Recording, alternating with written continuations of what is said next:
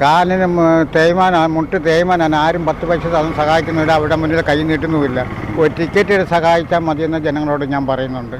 അത്രയേ ഉള്ളൂ കാര്യം. കച്ചവടം നടക്കുന്നുണ്ടോ? കച്ചവടമൊക്കെ ഇപ്പോൾ അങ്ങനെ ടിക്കറ്റ് ഇരിക്കുക. അടിയില്ലാത്തതുകൊണ്ട് ടിക്കറ്റിന് തീരെ എന്നും 10-15 ടിക്കറ്റ് മിച്ചം വരും. എത്ര വർഷമായി കച്ചവടം തുടങ്ങിയിട്ട്? കച്ചവടം ആയിട്ട് 5 വർഷമായി. 5 വർഷമായി. പണി എടുത്തോണ്ടിരുന്നാൽ ഇപ്പം പണി എടുക്കാൻ മേല. എന്ത് ജോലിയായിരുന്നു? റബ്ബർ തോട്ട്. ഇപ്പോൾ റബ്ബർ തോട്ടുണ്ട്, തെങ്ങിന് തടവെടുക്കുക, മറ്റേ കയറി എല്ലാം ചെയ്യുമായിരുന്നു.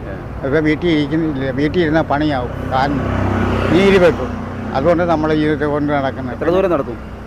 നടക്കുന്ന ടിക്കറ്റ് തീരെ ഇപ്പോൾ ഇവിടെ ഈ ഹോട്ടലിൻ്റെ വാതിക്കലായതിൻ്റെ ഇവിടെ നിൽക്കുന്നുണ്ട്. സഹപാഠം തോന്നി അച്ഛനെ ഒരു ടിക്കറ്റ് സഹായിക്കുന്നു. എന്നാലും 10 രൂപ ചുമ്മാ തരുന്നില്ലാരും.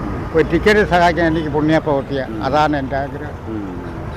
അപ്പോൾ ഏതായാലും അടിയൊക്കെ നടക്കുന്നത് ഈ വില കൂട്ടിയോണ്ടുള്ള അതിൻ്റെ ഒരു പ്രയോജനവും ഇല്ല. കുറെ 100ഉം കുറെ 50 കോടിയുണ്ട്. എന്നാ എടുക്കാനാണ്? 100 രൂപ മുടക്കി ആ 100 രൂപയ്ക്ക് അവർക്കൊരു 50 രൂപ കിട്ടാനല്ല വിചാരിക്കുന്നത്. അതുകൊണ്ട് ടിക്കറ്റിന് ചിലവ് കുറവാണ്. എന്നും 10-15 20 ടിക്കറ്റ് മിച്ചം വരിക. ഇന്ത്യയിൽ കണ്ട ടിക്കറ്റ് ഇരിക്കുന്നുണ്ടോ? ഇനി 3 മണിയാകുമ്പോൾ നേരത്തെ 2 മണിക്കായിരുന്നു. അത് തിരിച്ച് വീണ്ടും പത്രത്തിൽ ഇപ്പോൾ പരസ്യം ചെയ്തിട്ടുണ്ടായിരുന്നു 3 മണിയാക്കി. ഇപ്പോൾ 3 മണിയായി. 2 മണി കഴിഞ്ഞാൽ ഒരു കുഞ്ഞു അടിക്കുക.